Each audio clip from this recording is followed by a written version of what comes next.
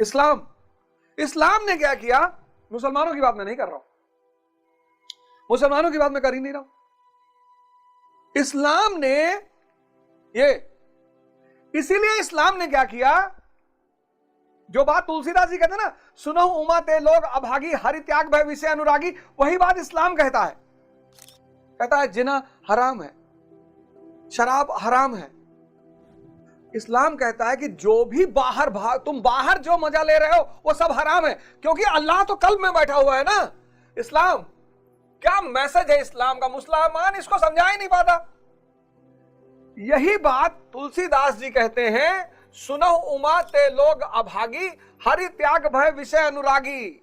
सुनहु, सुनहु उमा ते लोग अभागी, हरि त्याग भय विषय अनुरागी। हरि त्याग भय विषय अनुरागी की भगवान का त्याग करके किसमें पड़ गए? सेंसेस के भोग में। यही बात इस्लाम कहता है।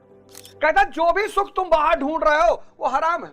बाहर जो भी तुम ढूंढ रहे हो वो हराम है। जिना हराम है, नशा हराम है, शराब हराम है, संगीत हराम है। क्यों? क्यों हराम है? क्योंकि ये तुम्हें अंदर से काट रहा है, बाहर ले जा रहा है।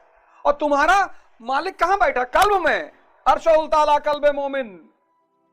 और यही बात गीता कह रही है द्वितीय अध्याय के 14वें श्लोक में, मात्रा स्पर्शास्तु कौन्तेय शीतोष्ण सुख सुख दुखदा आगम पयोन अनित्यास निस्तम सितस्व भारत।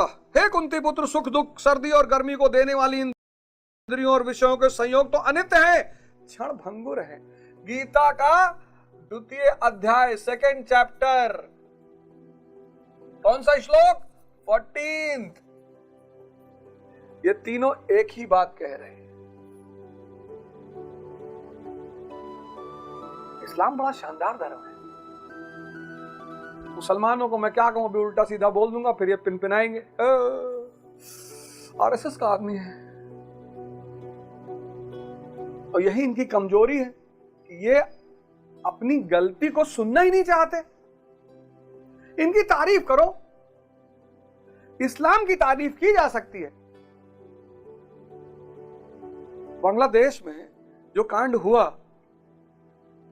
मतलब जहां मुसलमान रहे वहां लड़के औरतें बच्चे सुरक्षित ना रहे, तब वो मुसलमान नहीं है, तब फिर कोई और है। वो जिनके पास ईमान है वहां जो लोग रहे, वहां लड़के बच्चे स्त्रियां सन्यासी या असुरक्षित रहे।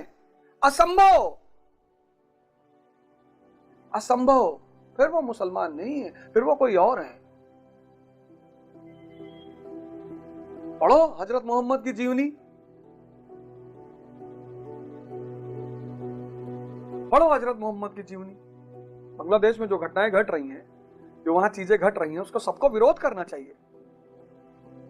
सबको विरोध करना चाहिए, खुलकर विरोध करना चाहिए। वो क्या हिंदू, क्या मुसलमान, क्या ईसाई, क्या सिख, सबको करना चाहिए। जहां भी इंसानियत मारी जाए, इसका मतलब आप शैतान के साथ हैं।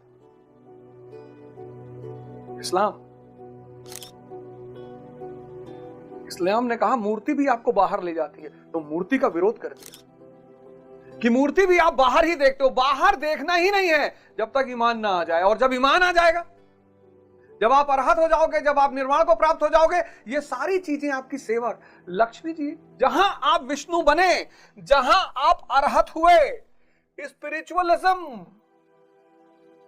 की दासी है कौन? मटेरियलिज्म।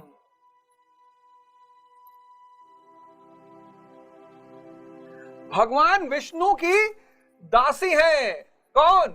लक्ष्मी जी। है तो पत्नी बेसिकली, लेकिन रहती विष्णु जी के साथ ही है। और विष्णु विहीन लक्ष्मी जी फिर चंडिका हो जाएंगी, काली, दुर्गा, विध्वंस मचाना शुरू कर देंगी। तो मेटेरियलिज्म को छोड़ना नहीं है ना। पैदल चले, कौन बोल रहा है? वही पुरानी तख्ती लिखा है, उठा ले। जो 70 साल पहले तख्ती चलती थी, ये स्मार्ट बोर्ड सब छोड़ दे,